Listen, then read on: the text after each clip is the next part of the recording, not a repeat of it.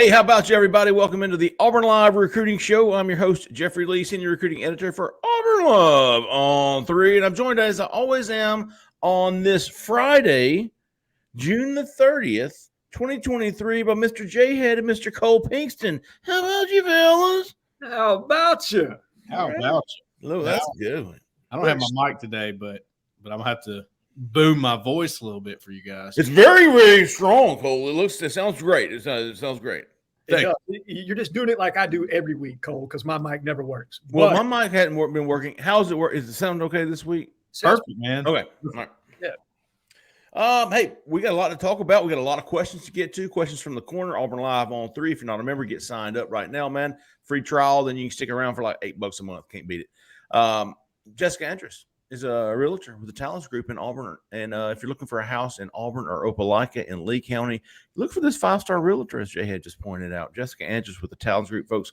She can do it all. If you're looking for a house to buy, she will find it for you. She got stuff off the market. She's got connections. She can do it all. She can certainly get that house staged to get top dollar for it, even in this market. She is I thought that was something else. She is a splendid realtor. Jessica Andrus with the Talents Group. Give her a call, 334-704-4442. Tell her we sent you. All right. Hey, mainly the latest news, and we were talking before we went on the air, and the most interesting news of the day so far for me is the new offer of the 2024 running back. Yep. New running back, who is, I've got to scroll back up, Caden Durham from Duncanville, Texas, 2024 guy, 4-star kid. Auburn comes in with an offer. We have been saying the running back board, we didn't know what to make of it. Hell, on my hot board, I was like, more names are going to have to surface because Daniel Hill and Kevin Riley is not going to get it. All right, that's not going to cut it right now. So we're going to see more names. We thought maybe we'd see the kid from Mobile, DJ Butler. I think he's committing to App State or East Carolina in the next few days. But this kid, here you go. Here's your new offer. 2024 kid on Friday, Duncanville, Texas, 5'9", 195. He's listed as. That could be old.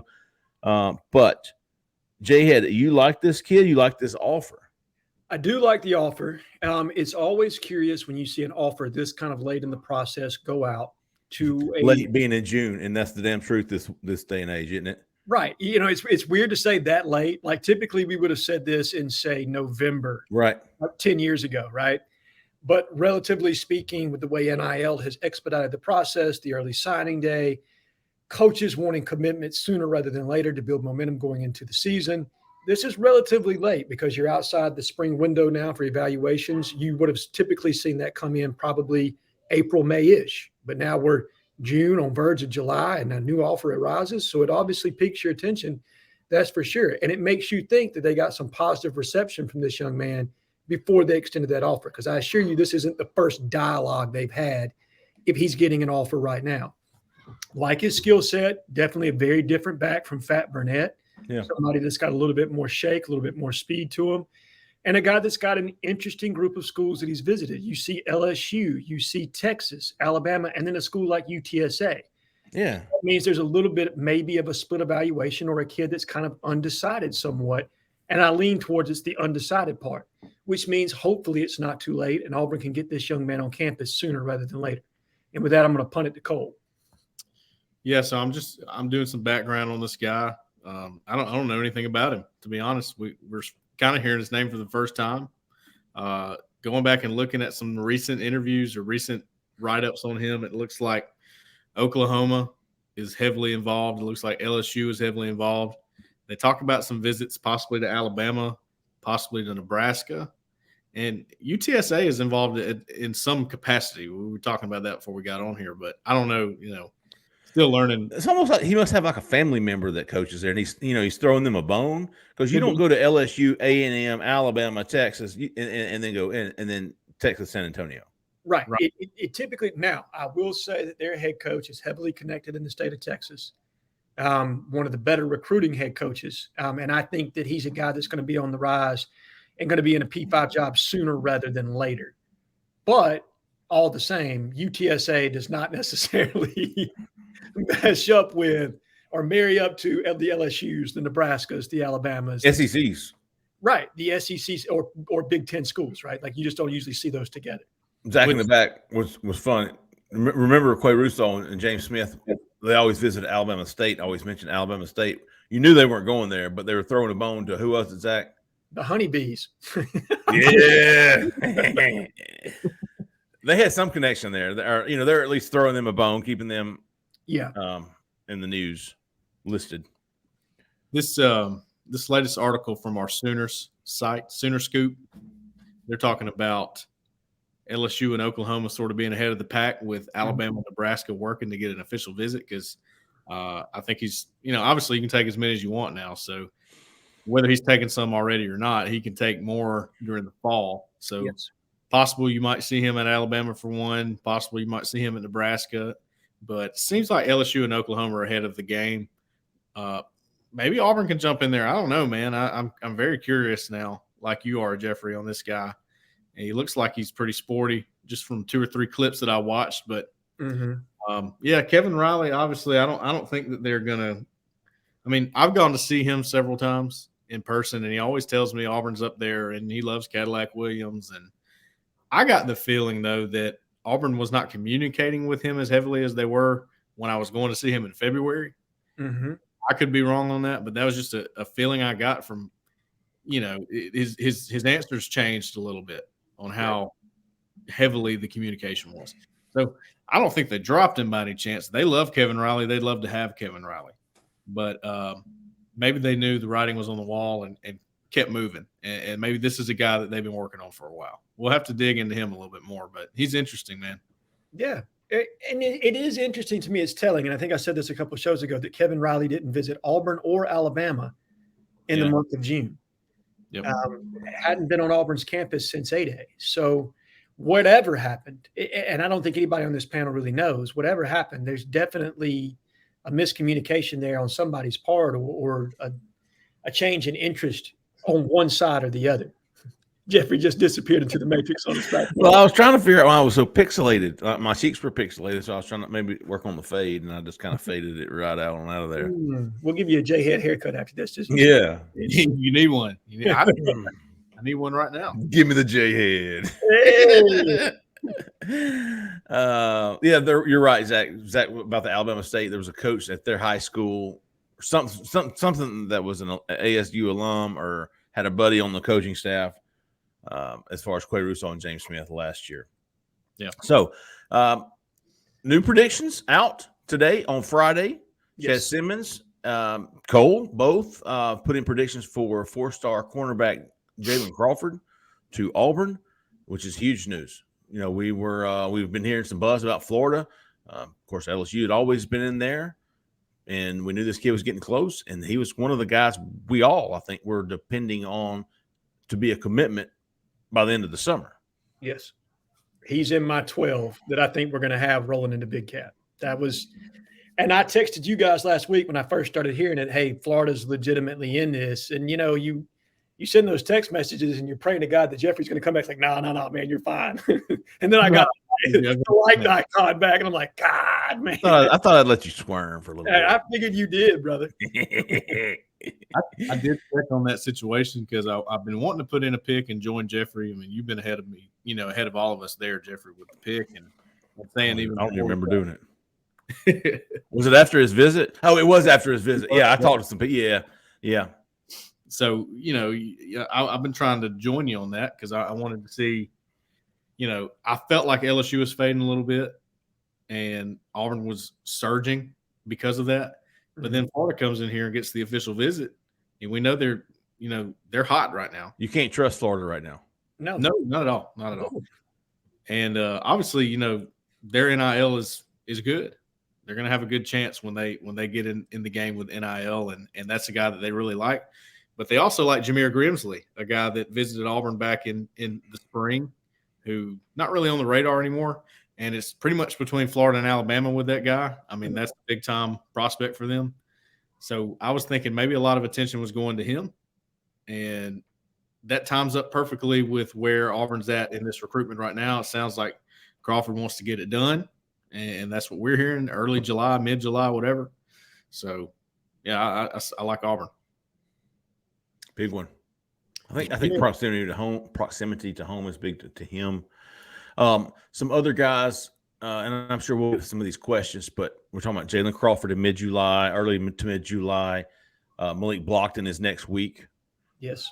DJ Barber is obviously somebody we're tracking as well, although I don't know that he's been set a date. DeMarcus Riddick in, 3.5 weeks? Yes. Final decision, whatever that means. July 26th officially is when he's going to make his declaration, whatever that be. Yep. And then, of course, did Khalil House, is he announced yet? Yes. He announced to Stanford at about 11:45 our time. Okay. Good for him. He was certainly a guy I was counting on to be in this class a week ago. Me too. Even during, when was it? During the show is the first time Cole was like, "Hey man, you sure it's Auburn?" Yeah. And I was like, It was after the show because it was the very end of our call-in show, and I looked at my phone. You can watch me go, uh-oh. The color came out of my face a little bit. I was like, oh, we've been talking pretty heavy. We were trying to justify like the text. Jhead and I were like, oh, he's just saying, maybe you should check on it. There's no way he's going to Stanford over Auburn. This was all after the call-in show last Sunday night. We're all talking. And then we're like, it's cold. No way, dude. No way. And I think, was it the next day? And I was like, hey, man, y'all gave me nothing on that because we talked right after the show in the chat room still. And y'all were like, yeah, I guess we'll check into it. I mean, And Cole, let me tell you how in front of the curve you were on that. I reached out to another industry source just saying, hey, I'm a little nervous about ROL recruiting. Are you hearing anything about Khalil House? And what I got back was, no, everything's fine. And it probably wasn't 30 minutes later, Steve Woodfall dropped a crystal ball for Stanford. And I said, yep, okay. Here we go. Yep. Here we go. It happens. That's what look, that's why when we had the on-3 wide prediction day, I was very nervous about that. I was a little bit hesitant because I get it. It's the RPM's a little different. You have to feed into it to make the RPM work. Yeah. That makes sense. It's got to have data input, and expert predictions are a big deal. And it's supposed to show you who is trending where at the time. If it's an old pick, hard to believe. And it's the same way with crystal balls and everything else that happens. So it's good to keep it updated. I agree with that. But at the same time, I want to be right. I take that pretty seriously. I want to be right on these things. You better look out for you before you look out for y'all. Right. So it's tough. Because it changes every day, man. Everything changes every day. And that's what I made a little board post about that. And it's just, you got to stay on it every day from our perspective, because if you don't, it'll get away from you, and then all of a sudden the guy's committing somewhere else and you're behind. You know what I mean? Typically, this might be the earliest I've ever started the hot boards. I've always started them maybe at the end of the summer, and there's usually about 4 or 5 commitments, and I just eat those and add them on, and then we start covering recruiting really but now it's commitment season. I'm by the time the end of the week, going into the weekend and coming out of the weekend. So I've been trying to do it twice a week, early in the week, coming out of the weekend, and going into the weekend. The good thing about that is, and Cole, I love how you do your little updates of what I'm hearing and how I'm feeling and all this stuff, because it's constantly changing. But by doing that so often, we're able to say, hey man, when I had Khalil House at 80%, it was he had committed to Auburn. I mean, I don't think that's a secret. No, it was done. No, I mean, it's not it shouldn't be a secret at this point. It was, yeah. If anybody thinks that it was not Khalil House that all the commotion was about several weeks ago, then okay, let's burst your bubble right now, because it was. They thought it was somebody else. Yeah. Well, there are still people that believe or are posting, I don't believe it was Khalil House. Like, it can't be Khalil House. It had to be somebody else. There had to be somebody else involved. Yeah. Conspiracy theories up, guys. There was a third gunman on the grassy knoll, and Khalil House was who the Twitter eyes were about. Okay. You know what? I just had a light bulb moment. That situation. So we've talked about this, and even when the thought was Khalil House is going to be in the class. Yes. Talked about this and said, look, the emotions were high at that moment with a lot of different recruits that were there. Yeah. You take advantage of it. They blew up Twitter. What happened? The emotions were high with Khalil House. he took that and ran with it, and they couldn't hold back. They had to commit. Like, I'm so excited about this. I have to commit. But then when he came down off of that high, he goes to Stanford. He rethinks his decision. And now do you maybe understand why the big freak out happened? I mean, it makes sense to me. Sure. That they would do that because you got people on the fence and they're going, oh, I don't know. I might do it. Well, if you blow it up and you keep going with the momentum and you build off of that, who knows? Who knows what could happen? You know, you don't want to pressure anybody, but you knew you had something at that moment with all those guys in the same room and that dynamic going. Well, my point was that going into that weekend, it was 80% to Auburn, Khalil House. Yes. Coming out of that weekend, he had completely swapped, and I think I had back to it was 15. Mm-hmm. But by doing what the two updates a week on that, by doing your dailies or 3 times a week, we're able to try to track this stuff. And people, do they still think like recruiting doesn't change? I mean, do they really? Like when somebody's like, 80%, that means he's going somewhere else. Like, no, that means you're privy to what the situation is right now. Yes. That's what you're paying me money for, to Jeffrey. You're telling me right now where Khalil House stands. I'll tell you where he stands. It stands 80%, and that's being very conservative to Auburn. 80%, and that's being very conservative. Okay. Now 3 days later, he's at 15. Right. You know why? Because he's visited Stanford, and now he's committed to Stanford. He told me. Well, it was the Monday, wasn't it not? I was like, hey, man, he just kind of told me, trust me, hey, I've changed my commitment to Stanford. Yes. Okay, let me change my hot board. Let me keep my subscribers up to date. Friday was 80% Auburn. Monday is 80% Stanford, and both of those were being conservative. Yeah, exactly. Well put. All that said, I still think we're going to easily be at 12 commitments by the time we get to Big Cat Weekend. I fully feel that is what is going to happen, and I think there's the potential for 1 to 2 commitments at Big Cat. So I still think we're going to be fine going into the season. And I know that we're going to have questions about this in the questions from the corner, but I do wonder where OL recruiting is going to go. That is a very interesting landscape to me.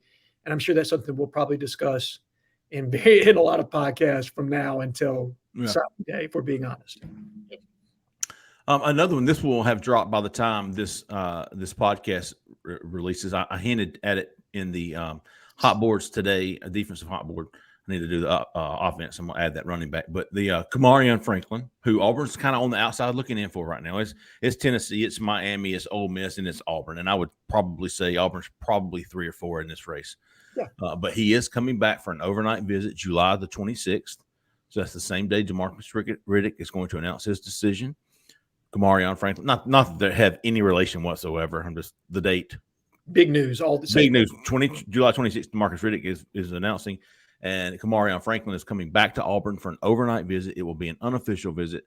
And then he will return in September either for the season opener against UMass or the end of the month against Georgia. So now Chad Simmons thinks Kamarion will be committed before then. And I think Chad thinks it's a Tennessee-Miami battle, a Miami-Tennessee battle right now with Ole Miss and Auburn kind of looking at it. But dude, Auburn's pushing for this kid. I just don't know. I still got him at 30%. And I think that might be too high. That's a long play. And Cole, I'll let you jump in here. But I think this is a kid who may make a decision, and then he's making another decision in December. I honestly think his recruitment is going to go that way. So I think this is a long play. Like, Auburn fans, don't get discouraged if he commits to whoever he commits to. Watch and see what he does in December. That's what I would say with him. Hey, this is how I feel about Jamonte Waller. Yeah. And hey, let me let you know a little secret. That's how I feel about Joe Phillips too. Yeah, I know. Yeah. All these big dogs, they're getting commitment. I think we've mentioned this before. This NIL stuff, you can get paid for being on the commitment list, I believe. I mean, there's a reason these guys are getting on board, and then they got the first decision and then their final decision. Yeah. You got a lot of things going on like that we may or may not want to get into completely, but no. I don't know enough. I do know that is possible. There are loopholes for that. 100%. Just like there were loopholes last year for paying kids $5,000 to come visit. Yeah. Come to our game. We'll give you $5,000. contingent on the state and your NIL rules. Mhm. There are things that are legal. Can we just start calling June and July like false signing day? Like, here's where Yeah. picks are going right now. When you get to December, it might be a little different. In fact, I mean, we're naming certain guys. I think everybody's, Sure. I don't see anybody as 100% committed. And even before all of this, how much do you trust a commitment anyway? But I see a lot. It's what you said, Jhead. It's the long game with all these guys. Yeah. You don't quit. I don't care if Perry Thompson comes out today and says, hey, I've decided to move my decision up. I'm going to stay with Alabama today. Mm-hmm. He may go and call Coach Hugh Freeze and say, hey, Coach, I would appreciate it if you didn't talk to me anymore. I am going to be sticking with Alabama. And he's going to go, all right, I'll call you tomorrow. Yeah. Pretty much. Okay. I'll text you as opposed to call you. Yeah, right. I'm not giving up. Please, and listen, this is what happened. I've had coaches please let me continue to recruit you. Yeah. Mm-hmm. You never know, Perry. You never know what happens at Alabama. You never know what's going to happen. Please let me continue to recruit you. Yeah. Well put. And how you handle that in a soft way, not aggressive. Mm-hmm. Just let me continue to recruit you that's how you handle it, Jeffrey. You're absolutely right. And you just slowly work your way back in there and continue to build that relationship. And like we talked about, there are going to be some head turner NIL decisions in December. I assure you, for those that are listening to us today, there are commitments at every school that will not end up with that school because of NIL. And I promise you that. Yep. Including Auburn. Yeah. I hope not at Auburn, but maybe, probably. Well, no, I'm thinking of the additions. Yes. Auburn will buy recruits. I think there are a handful of it out there that money will not be an object for. The top 15 to top 20 best programs in the country. And when you're talking about that now, you have to include NIL. If you have one of the top NILs in the country, then you're probably one of the top 15 or 20 in the country, even if your record didn't show it the year before. Yeah. So now, really, I mean, how bad did the transfer portal actually hurt Auburn this year? Did it really? No, I think you lost one player that probably would have started for us this past. I thought you were talking about financially. No, hey, I mean, it's a damn good question. Well, if you're looking at that financially, it probably did hurt you for a minute. Mm-hmm. They're going to be back on track here. Until Hugh was like, hey, the 2024s are coming out. Remember the message. Well, it's all about where do you want to put your investments? I mean, that's right. That's exactly right. That's why me and Jhead and Jeffrey, I think you're starting to join us here. We know what this coaching staff knows proof of concept on the field is huge. Oh, yeah. They just invested in it. You know what? It has been so slow. It's hard to not say there's a reason there's a holdup with Auburn right now. Yeah. People are wanting to see, kids are wanting to see the POOC or whatever it is, the POC. Yeah, yeah, the proof of concept. They want to see something on the field before they invest their future into Auburn. Yeah. I agree. And even if the season were to go, say, 6-6, right, like Florida did last year, Billy has been able to transfer his momentum of what he showed on the field last year and how he plans on using people, plus a healthy NIL program, into Florida being one of the hottest recruiting teams in the country right now. It may not happen in this class where we jump inside the top 10. It may be a top 12 type class. And I think that's okay as long as you get some difference makers. That's what really matters to me at the end of the day. It's the number of impact players and not so much the rank of your class. Sure. Because you can subsidize and field through the portal should you need to. That's what the transfer portal is there for. Obviously, you want as much homegrown talent as you can get. It's less expensive that way. I'm going to be completely honest with you. But it is the accumulation of impact players that really makes the difference in a recruiting class. Which, if you're going by that rating, then the transfer portal, how many impact guys you get from there? Several, right? You hope majority of. Yeah. I mean, you could make a case for all of them, but we think true impact guys or difference makers, as you put it, you got several of those. So as long as you're adding to that difference maker total, you're doing something. Yeah. I would say in this last class, you got 5 difference makers from the high school class, right? So you got Deron Reed, you got Keldrick Falk, you got Kayan Lee, You got Connor Lew, maybe? Connor Lew, and then you got the running back. Cobb. Jeremiah Cobb. I think those are your 5 difference makers out of the high school class. Sure. I don't think anybody would argue with that. No. In the transfer portal, Dylan Wade, Justin Rogers. Yep. Jalen McLeod. Yep. Peyton Thorne. Thorne. Probably Avery Jones. Yes, that's a starter. That is a huge difference maker. For Gunnar Britton. Are we looking at starters? If we're looking at starters, if you're looking at starters, Nasili McKilly Kapili. Messiah Nasili Kite. That's what I said. Yeah, definitely though. Yeah, I think you got more difference makers out of the transfer portal, more guys that can make an immediate impact and change the trajectory of next season. Yep. Oh shit! What about the receivers? The tight end, Fairweather. Fairweather for sure. Shorter. Hooks. Shane Hooks. Burton. Who knows on him? Possibly. I'd argue Brown's still the best of the bunch, but you absolutely improved your floor in the wide receiver room. There is no question on that. Yeah. Yep. Linebackers. Yes. Nixon and Keys. Yeah. I mean, potentially 2 starters, right? Yeah. Even though let me just, before people jump on me, I put Wesley Steiner as the starter. I did. Going into fall camp, that is the starter, in my opinion. Larry Nixon has not even put on pads at Auburn yet. right. Sure. After fall camp, we'll revisit that. I think he'll probably be the starter. We'll see. I wouldn't argue that. Cole, I think just like I think Robbie Ashford probably will take snaps with the ones when fall camp starts. Sure. Peyton Thorne will probably be the starter coming out. Yeah.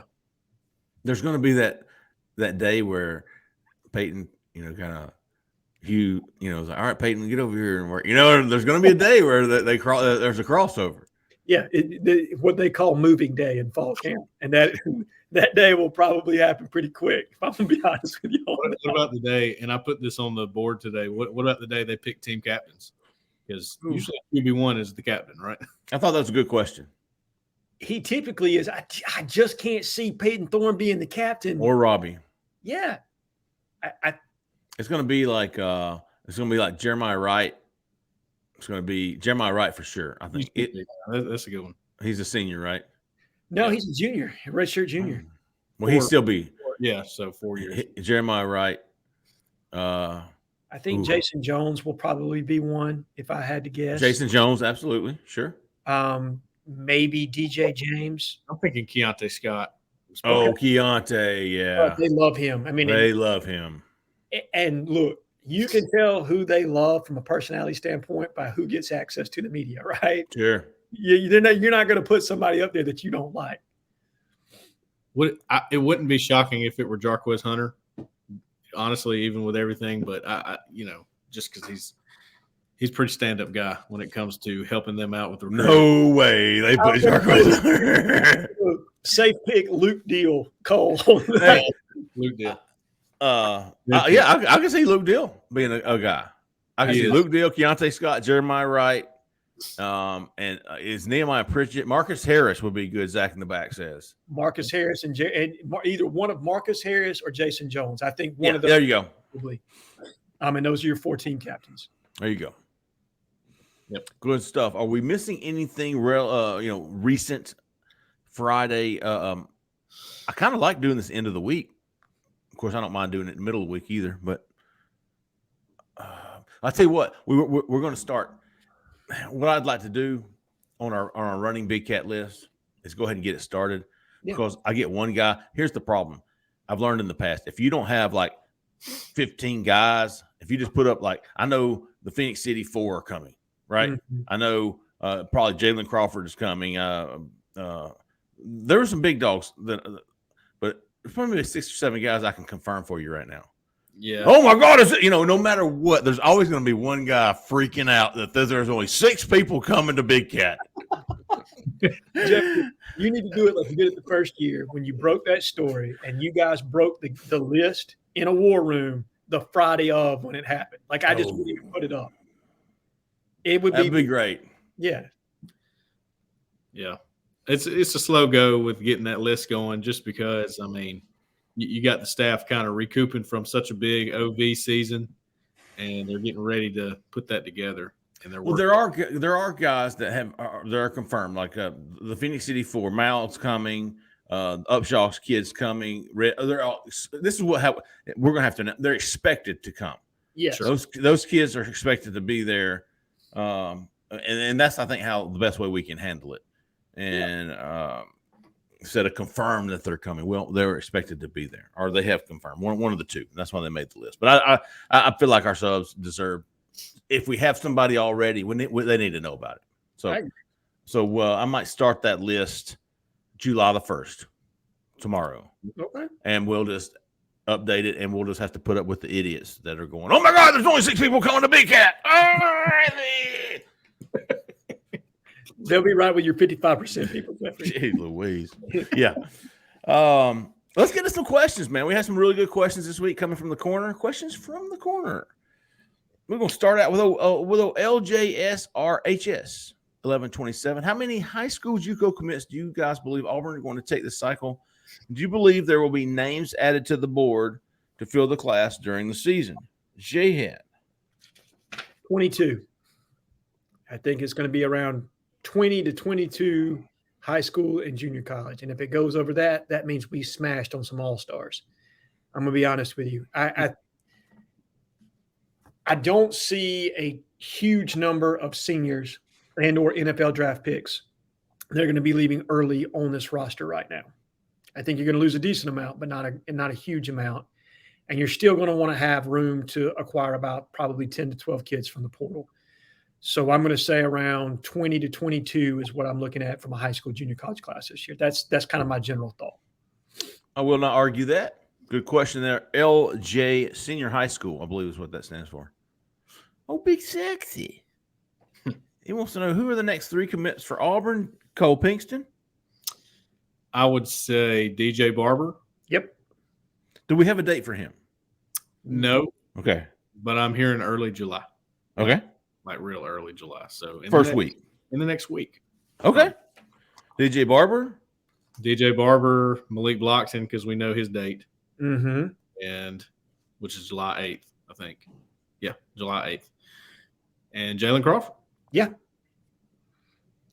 And I'll give you Wyatt Simmons as my number 4. Yeah, I think all 4 of those will be committed prior to Big Cat. How many commits does Auburn have right now? 8, 4 and 8. 4. 4 on offense, 4 on defense. 8 plus the 4 that y'all just mentioned, that puts you at 12.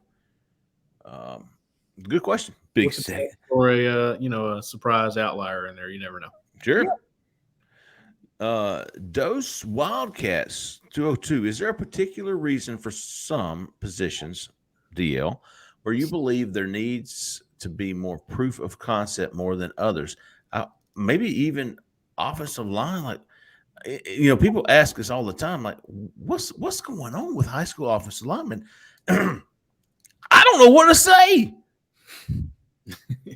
I don't know. Yeah.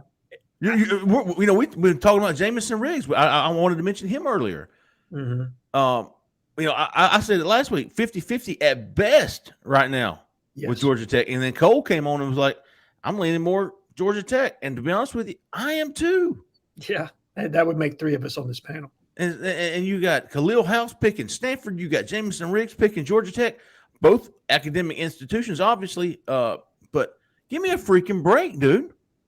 Can I also just say, every update that's out there, I get it. The Georgia Tech Stanford joke is funny. We're overusing it a little bit, guys. Let's calm it. Let's back it down just a little bit. Take it easy. I'm hearing Georgia Tech. Okay, I got it. Hilarious. Okay, it was real funny. Oh, wait a minute. So somebody asked about a coach about Cadillac. Yeah. I think he's leaning towards Georgia Tech. Oh my God! Oh, people, y'all are idiots. Oh man! But dude, I'm with you. And I said this earlier in the show. I don't know where we're headed it's very unclear to me how the offensive line room is going to shake out, and that doesn't have to always be apparent to us, right? Like it doesn't.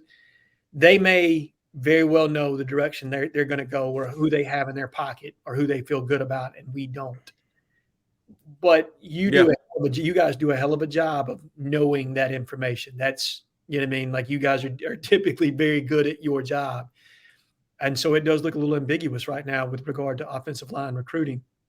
It doesn't mean that can't shift in a heartbeat, but to say anybody beyond Reese Baker, to me, right, would be a prediction. I can't go there. So go ahead, Cole. Do we have like a minute, Jeffrey, in between questions here to just? Yeah. So, okay.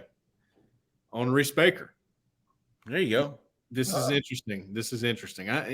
I think he's going to be in the class. Right. I feel pretty strongly about that. It's not a matter of does he want to be there or does Auburn want him. I think both of those things are true. I think there might be some pressure on him to hold off and visit all the schools that have recruited him. Okay. At this point. Now, keep in mind, this is a guy that probably will get more offers as we go on here. He really only camped at Auburn because he's pretty much, thinking he's going to Auburn, right? But if he's made to hold off too long, does Auburn wait on him? And I don't know what the numbers – and the reason why I say this, at one point I'm looking at it like, okay, if they get a couple of these guys, they wait. Now I'm going, okay, you missed on a couple. So you probably do wait. Yeah. Honest. But I know that dynamic is at play there. Then as far as Preston Talmua goes, I'm hearing good things. I'm hearing good things about the confidence on Auburn's side. Do I completely buy it? I'm not going to put in a prediction for Auburn because I think Oregon has obviously had great success with guys from Hawaii, guys from that side of the country, and they should be a concern to Auburn, and they are. But from what I understand, he took his official visit there and thought was he'll probably wrap it up right after that. Well, he probably will wrap it up soon, and I think it's between Auburn and Oregon. But I do think Auburn's got a pretty good chance there to make it happen. So I think they're top two. Oh, definitely top two. I feel good about saying that. As this goes on, I have some confidence about Auburn, but I don't want to put in a pick. I don't feel that good about it. So I just wanted to address those two things. Yeah, you guys personally have more insight on that one than I do. I don't know enough to say either way. Well, you know what? Here's what we should be clear on, Jhead. We believe Auburn thinks they're top two. Right. Yeah. We may completely – Arizona was in there too. So, we may be completely off, but Auburn feels they're in a good spot. And I'm not going to sleep on Nebraska either. Dominic Raiola is the offensive line coach at Nebraska, and apparently he has a very good connection. He's from the island of Hawaii and has a very good connection with the young man as well. So I think there are three viable teams in that recruitment. And you think Nebraska over Arizona? Yes. Okay. I think it's Auburn, Nebraska, Oregon are absolutely three contenders. Why do I think it was Arizona? Did he say Arizona when he left? Arizona's definitely involved. From what I understand, possibly for NIL reasons, they're probably running third or fourth. Okay. All right. Oh, Small Fox. Speaking of Khalil House earlier, choosing Stanford. Khalil House choosing Stanford. Do you think it had anything to do with Auburn's fan base on Twitter freaking out over the bat signals possibly being for him? I don't. No, and I know that Zach Blackerby addressed this on his show, saying that, is there a potential that the Auburn fan base affected this young man? I don't. No. I honestly believe his family really liked Stanford. I think they valued the educational piece of this. And I think that was just, this is one of those recruitments that you just lost, unfortunately. Sure. It happened. Look, you lose in recruiting, but I don't think it was the reaction from the fan base that caused that. I think it was 100% a personal decision by the young man and his family, and there was a preference to Stanford, and that's really it. Yeah, I agree, 100%. Yeah. Anon, 1686-06-10-69. With Kevin Riley and Daniel Hill likely headed elsewhere, is Auburn content with just Burnett, or are they going to turn to other guys? Well, Anon, we talked about him earlier, and I've already forgot his name. but we talked about him. Durham. Caden Durham, I think. Caden Durham. Yeah, well, I think we're going to start seeing some of these guys. If they can't get in the recruitment of Caden Durham, we're going to see them turn to somebody else. Cool. That was a I forgot, write him down. A non 86. Zach, send me that guy. There you 1686. That's good. We'll just start a nickname for Durham. We'll go Caden Bull Durham. How about there you go. Help me remember it. Jaylee's Drugs. I've been missing you, man, for about 25 years. Who is Auburn's number one quarterback target for the 2025? That's a good question because there's a few of them. Yeah, there's a couple. Hold on, let me go to the offer list because there's two that jump out to me. There's a kid from Tennessee. There's a kid from I feel comfortable saying it's not Antoine Hill. And that's a guy that we've been tracking pretty heavily. Now he's on the list, but look at here, Jhead. Look at Zach in the back. Look at you. Who you were thinking of there, Jhead? No, Deuce McIntyre is who I was thinking of. Deuce Knight. I think McIntyre is going to be committed to Alabama by July. I honestly believe that. Ryan Montgomery is one. Yeah. I mean, I'm just saying these are guys I know Auburn loves. Madden, believe it or not, Madden. They're working on him. I don't know how much they can, but who knows what Hugh Freeze can do, man. Yeah. All right, Caleb Bailey. I would say scroll back up slowly, Zach. I would say top 3 quarterback targets would be for me. Ryan Montgomery. There's an N there with him. I can't remember what it is. But obviously Ohio State, Michigan, getting a kid like that from Ohio State, if those two schools want him, is going to be absolutely terrible.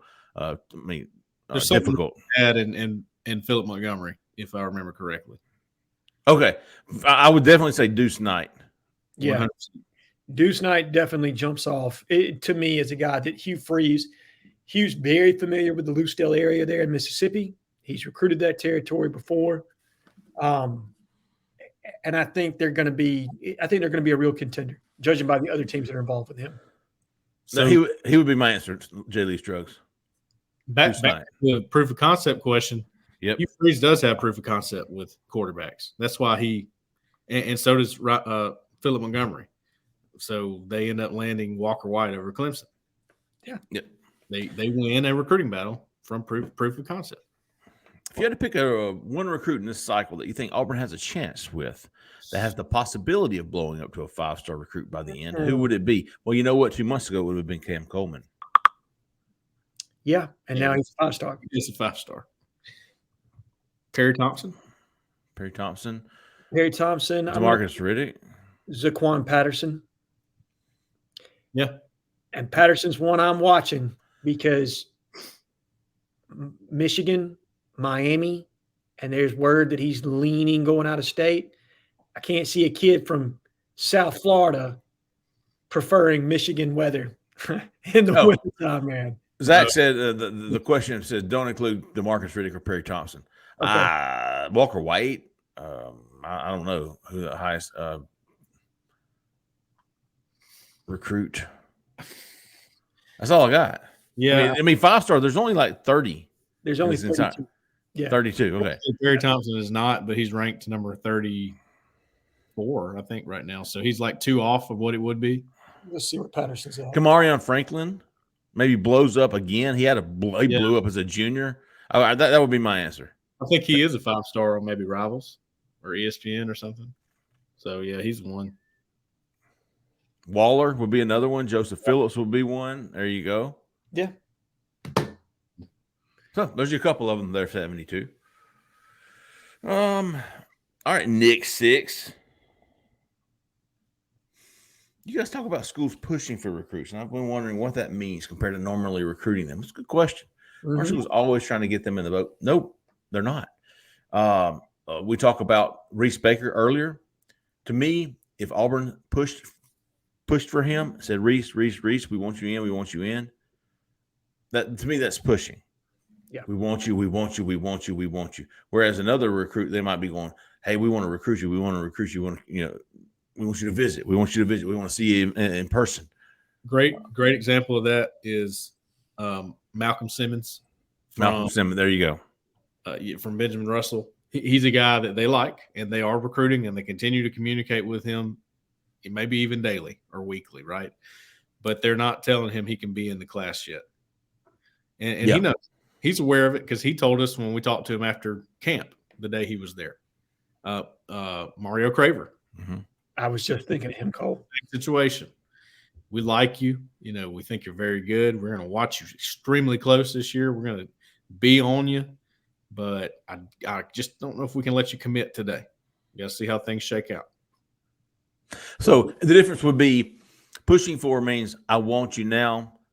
Not pushing for you means I might want you later. Mm-hmm. Yeah, we're just relationship building. We're just talking. You know what I mean? I'm getting a feel for you. It's not like, hey, man, what's your commitment timeline? And, we want you in this class. Yeah. Bo Jhead.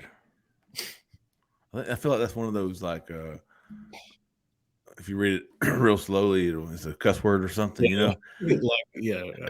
Bo Jhead. Bo Jhead. What do you all think? What do y'all think will be the hardest position group to get commitments in this cycle? The big nasties, based on who will be returning in 2024 and how the board is shaping out.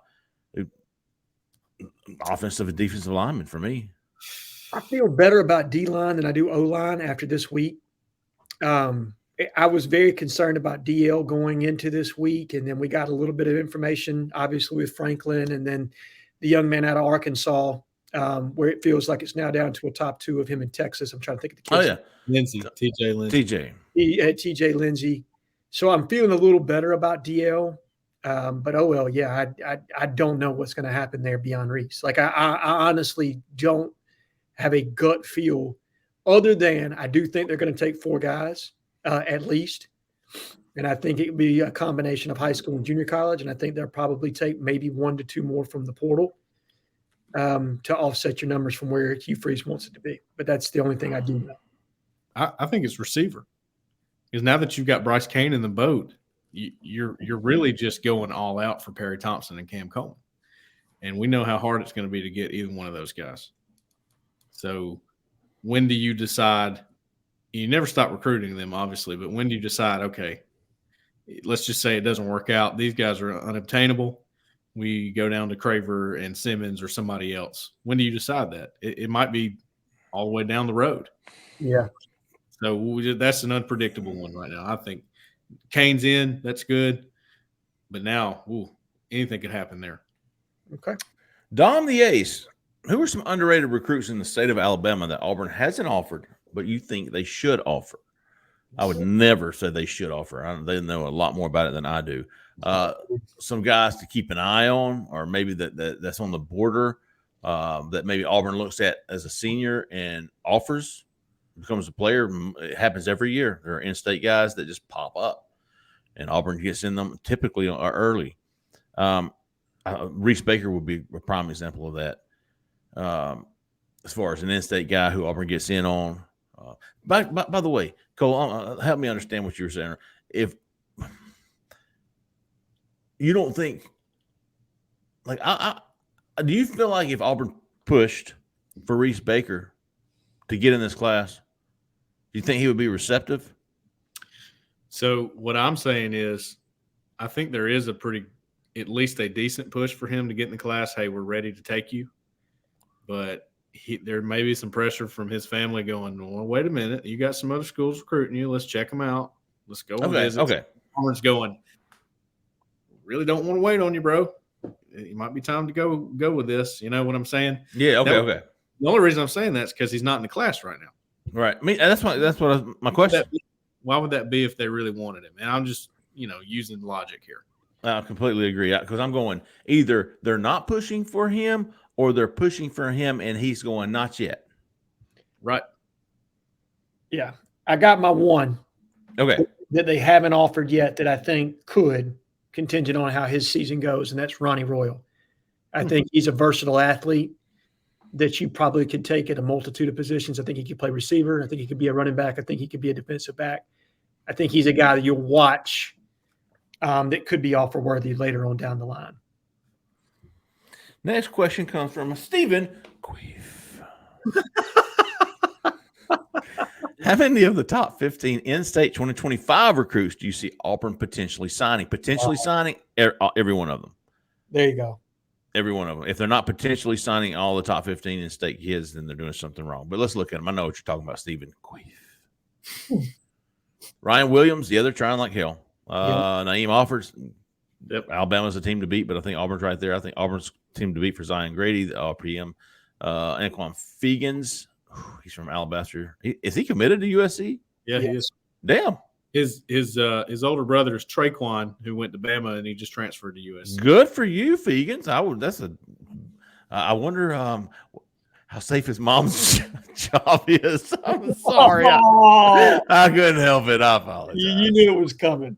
Michael DeBose. Yep. Jared Smith is a good one. Yes. Yeah. KJ Lacey, nothing yet. Yes. They're working on him. Okay. Oh, that's the kid from Ryan Williams, right? Sarah Land. Okay, my bad. Derek Smith. Not familiar with him. Outside. That's old Edwards guy over there. Yeah, Yeah, it is. Yeah, it is. Alvin Henderson, we all think he's in the class before the end of the summer or shortly thereafter if he commits. Eric Winters. I like Winters for Auburn, and I think they're recruiting him at linebacker actually. JJ for sure. Yes. Is Antonio? Is that an AC's little son? I don't think they're related. I don't think they are either. I talked to him yesterday. He will not be at Big Cat, by the way. Okay. Antonio? Yeah, to this kid, yes. Okay. Trying to get a feel for him. He's not going to be at Big Cat, but he says Auburn's sort of. And look at those 13, 14, 15. Now, I think Jordan Crawford's going to be tough because with Alabama. Jordan Crawford, dude, he's the real deal. Yeah. I expect him to be in the top 10. CJ is Auburn's to lose right now, along with JJ Falk. And Malik Autry. And Malik Autry is committed, and Auburn's to lose, which very possibly could. But, hey, you got to feel good about a 3-star commitment, 2025 commitment that Alabama's pushing for. Malik Autry? Yeah. And Florida? 4-star on other sites. So I think on 3 may be just a little bit undecided. Yeah, I think they're slow on their 2025s. You know, when you did that story on Malik Autry the other day, Jeffrey, I put in the comments, does this qualify as a flip the script moment? Oh yeah. I mean, think about it, because usually it's Malik Autry committed to Alabama, but Auburn pushing. Look, Malik Autry committed to Auburn, but Alabama pushing. I'm going to be honest. I don't even look at stars for 2025 for kids that are 2 years out. I mean, look at the quarterback commitment that we got this time last year. And now he's a 3-star that's committed to UAB, right? And I'm not knocking the kid. I'm not knocking Adrian Posse at all. I hope everything works out for him with Trent Dilfer. But it's so hard when there's that much development left to put any real stock into where they are or where they should be on your board, other than, hey, I've gotten a decent look at them. They're a good athlete. I think they got the frame to fill out. Let's recruit this kid. That's as far as I go with it. Man, Adrian Posse to UAB. I mean, listen, after that happened, I was in Wyoming, still in Wyoming when that happened, and got a text from a previous staffer. Yeah. Man, I don't want to read it to you, but I mean, everything we've heard about Air Nolan and Adrian Posse and Big Cat last week, everything you've heard and on the message boards, and probably we've mentioned it before, it was absolutely a fact that, hey, we can get Air Nolan at Big Cat, and we're going to get Jelani Thurman, Bo Hughley, all these guys it's going to help with. And the dude was told, no, we got Adrian Posse, and that's the guy we're going with. Yeah. So Air Nolan is out. Thanks, and please. I said they were that was bad. That somebody had asked before, when did you start to think? Well, you saw the red flags up to that point, but that was like, you got to be shitting me. I was in Alaska for that. I remember texting with Cole and Keith and going, and remember Keith was ready for Bo. Was Bo gonna commit? Was he gonna flip from Georgia? That was a heavy word that he was gonna flip. And then the second, because I think they broke it to the kid the day before Big Cat, and he still showed up. And then watching Adrian Posse commit in front of all of his friends was just kind of the death knell in that recruitment for everybody involved. And look, I'm still convinced Bo Hughley was never going to flip. I think there are contradictory sources out there, and look, more power to them because they probably knew more than me. But My intel on it was Bo was never going to flip, but it would have certainly helped you with Josh Horton, and it would have helped you absolutely with Tank to get both those guys in the class. I fully feel like you would have walked away with 3 of those players. Jareo. So assuming House committed in front of everyone during his OV, which we have said did in fact happen, now the fact he isn't actually coming here, but is going elsewhere, does that have a negative impact? I don't think so. No. Nah. He isn't. No. Why? Why would it? Yeah. So I don't know. Maybe Jareo means like our other kids going. To be honest with you, Jareo, I don't think this was an issue outside of the Auburn fan base. Like I don't think many people knew what was happening. Yeah. Except for subscribers to message boards like ours. I mean, I think if he went to Georgia or Alabama or LSU or Clemson, right on. Different. He's going to Stanford. It's kind of, it's like as far as the guys around here are concerned. Okay, whatever. All right. And one other thing, if he were a linchpin recruit, and I'm not, look, it was a good thing that he committed in front of them and created all the excitement, right? Mm-hmm. But if this is Walker White committing to the staff and they think they've got him and then he goes and visits Stanford and he commits to Stanford, okay, yes, that hurts you because that's a guy that's going to be influential on other commitments. Mm-hmm. I don't know that Khalil House, outside of his teammate Ricky Johnson, is going to be overly connected to any one person that's going to affect Auburn's recruitment of them. Antoine Hill is their quarterback over there. Yeah. At Houston County. But again, yeah. It's almost, you look at him going to Stanford and go, okay, good for you, man. Good. Yes. I think that's the perception. I think it's how people perceive that entire flip was like, hey, dude, it ain't for football, obviously. If he was picking for football, he's going to Auburn. But hey, so you're going to Stanford. There was another guy, too. There was Jay, remember from Selma? This was old, and he's an OG, man. He was an OG recruit from Selma. His name was Jay, and he signed with Stanford. And I think he went out there and balled out and was, got a medical degree and is now like some heart surgeon somewhere. You remember this guy, Jhead? Absolutely. And there was a kid from down in Mobile that did the same thing. Ryan Johnson. Yes. And Andres Fox from Andreas Fox. Andres Fox sure was. Who Rodney Garner never liked. God, what was his name? I don't know. I have to look at. I googled Jay Selma Stanford and nothing came up. You probably go back. You can go back to Wesley Steiner, a guy who did not. Stanford and chose Auburn. That's right. Around him, we're probably like, man, don't you think Stanford? You can't pass that up, dude. I mean, come on.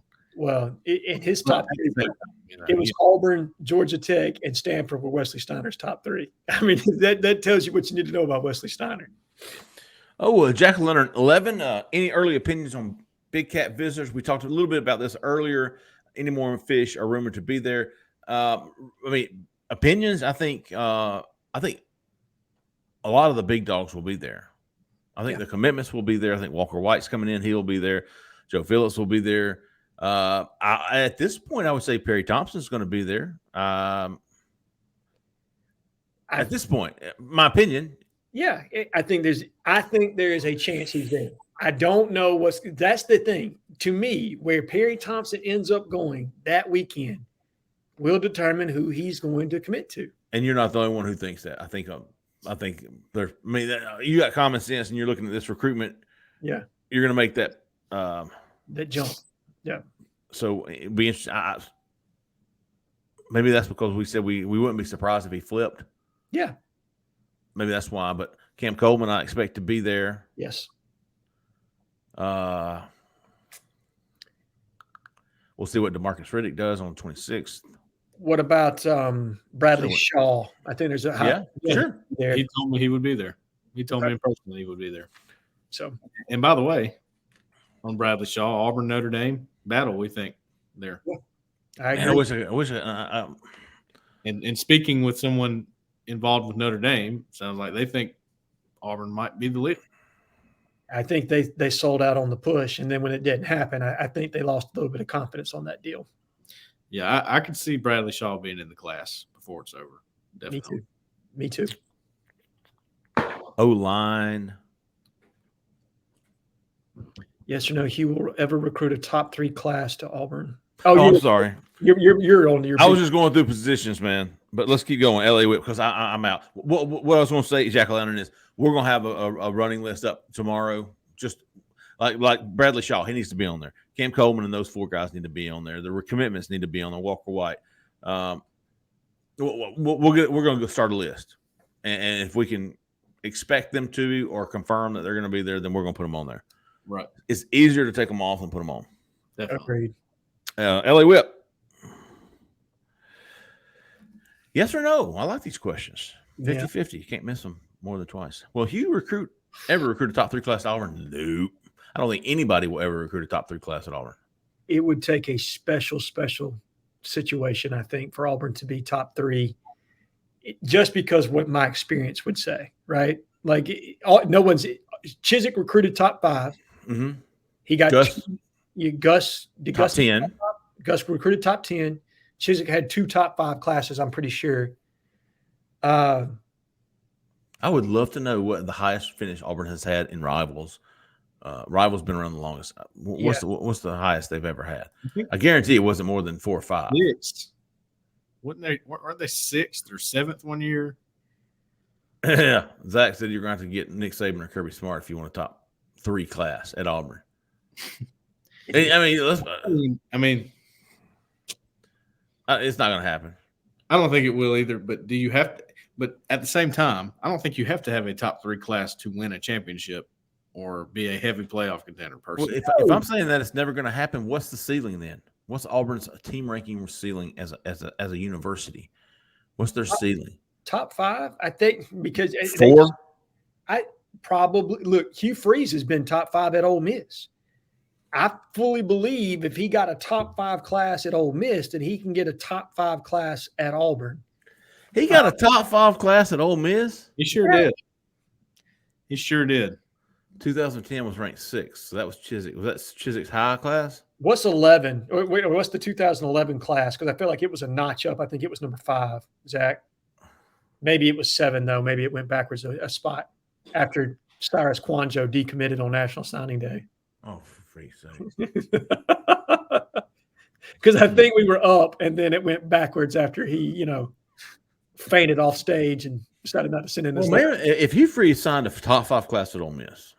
That was the Kimdichie, Laramie Tunsil, Laquan Treadwell. And maybe it was number 7. Maybe it wasn't number 5. There you go. 5 I thought Austin it was 5. was in that class.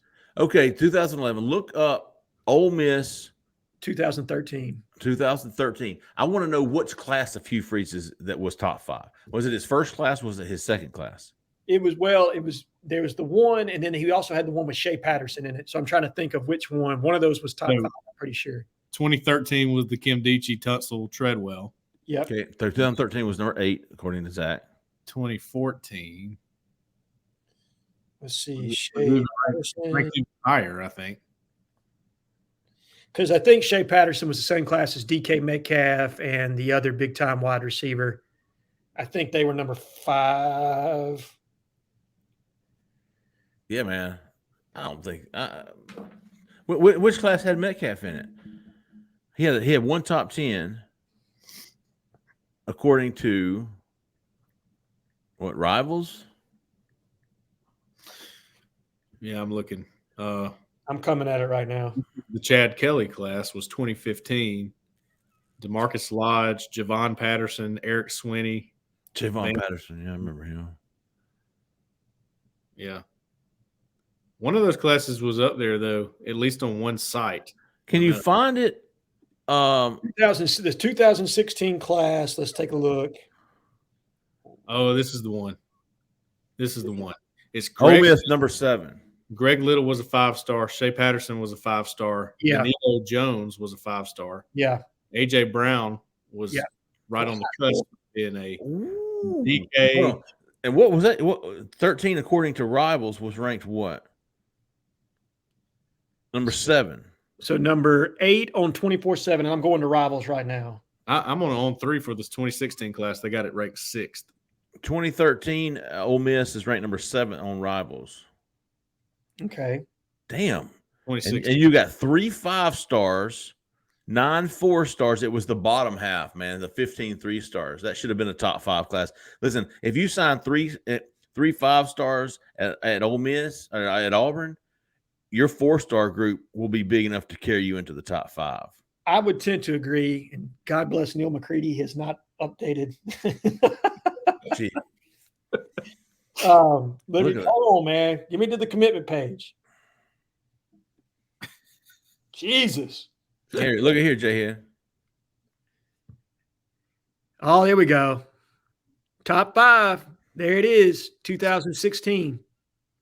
Greg Little, Shea Patterson, Benito Jones, A.J. Brown. I knew there was a top 5 class. Yeah. Yep. So Rivals got them number 7.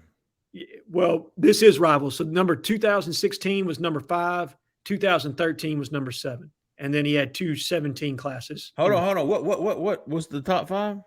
2016. Yep. On Rivals? Yeah. That's what Zach just showed, unless that was on 3. That was 24/7 he just showed, I think. Okay. Rivals says number 7. They had another number 7 class, just in front of number 8 Auburn.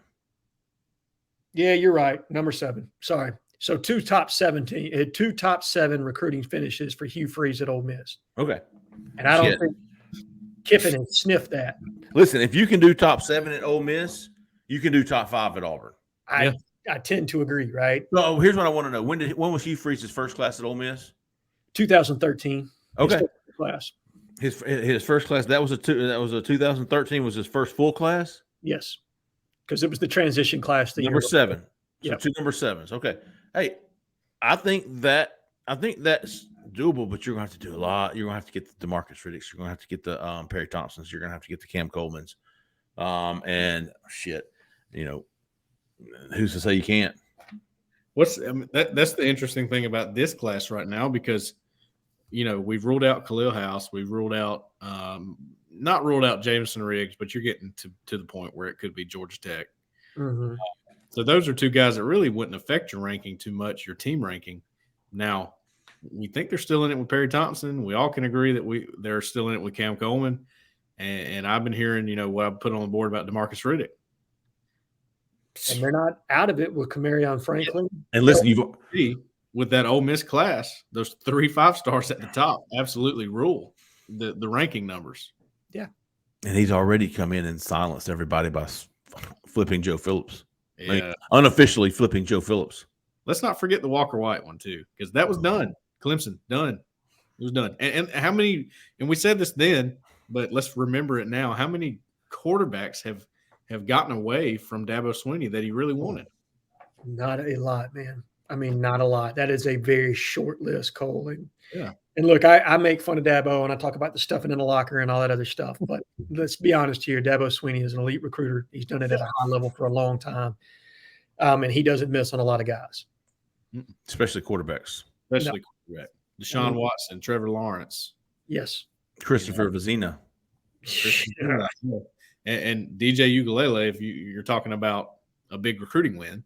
Yeah, and even the kid they got there now out of Texas that Chad Morris was all over. I'm trying to think of that kid's name. I mean, he was over on him from jump.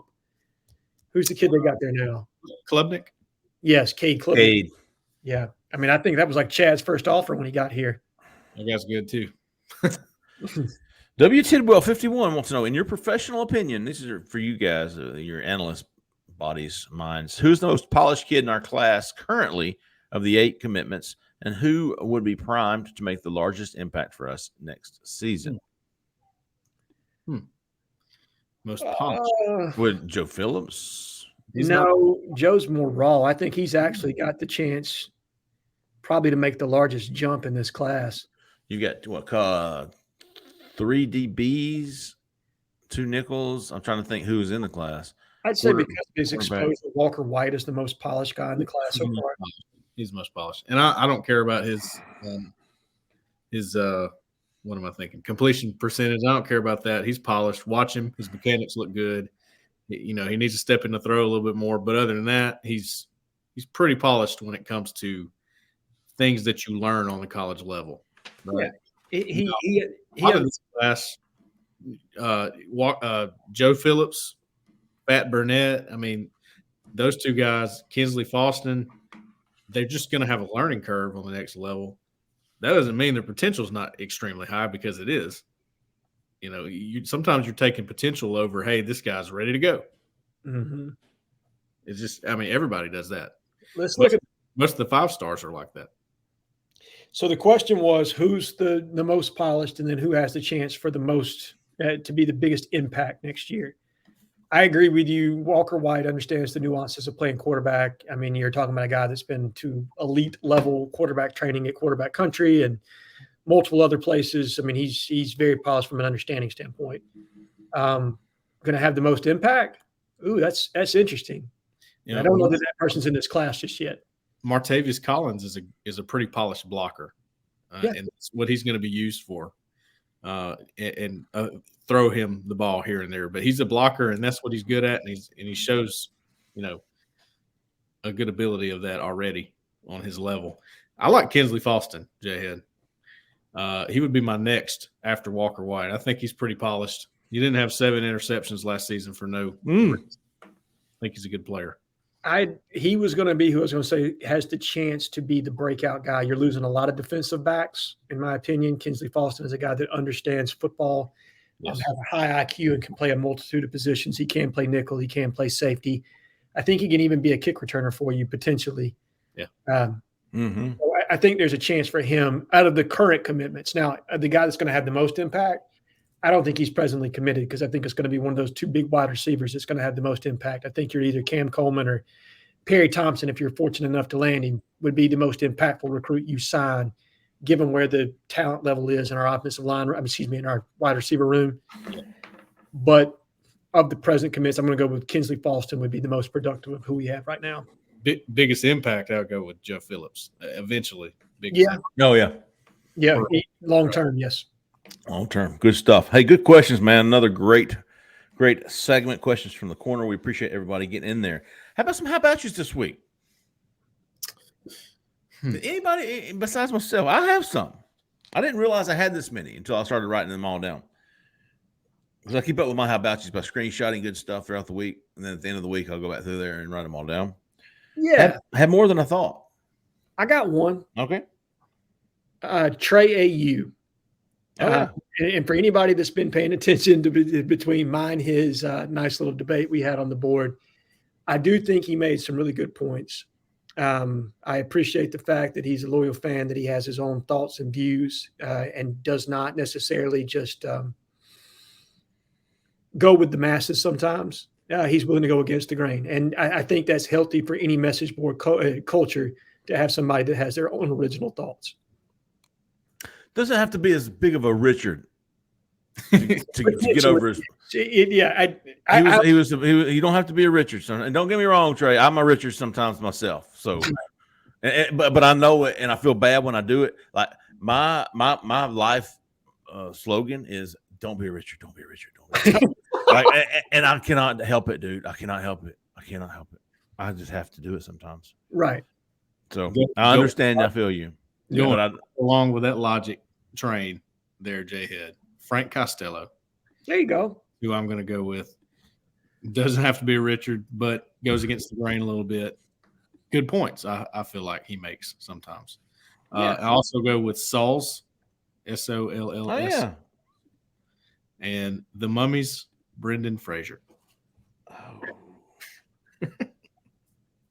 The Mummies, Brendan. That's such an awesome name. Like, this picture's Brendan Fraser from the Mummy. It's great. I forgot about Jay Lee's middle finger. All-time great name right there. I was in the for all you who missed that, I was in the Jackson Hole Airport, and gorgeous backdrop while I'm sitting there putting up a note on. I don't remember who it was. Maybe it might have been Kim Franklin. Yeah. And Logan. Let me give Logan a how about you. I think it was Logan, or was it? It was Logan. Okay. Logan Adams said, you Google that. I gave him, man. And a star was born. Oh, all right. How about you? The Obliterati, one of my favorite posters, one of my favorite gifts gift guy. He had a great gift. It was well timed. It was of me, where all the people, and it was Philip Marshall was over here, and it was, like you dropped the mic kind of deal. Yeah. It was great. Obliterati. How about you, the North Georgia Tiger, man? Yeah. North Georgia Tiger. He said he can't buy.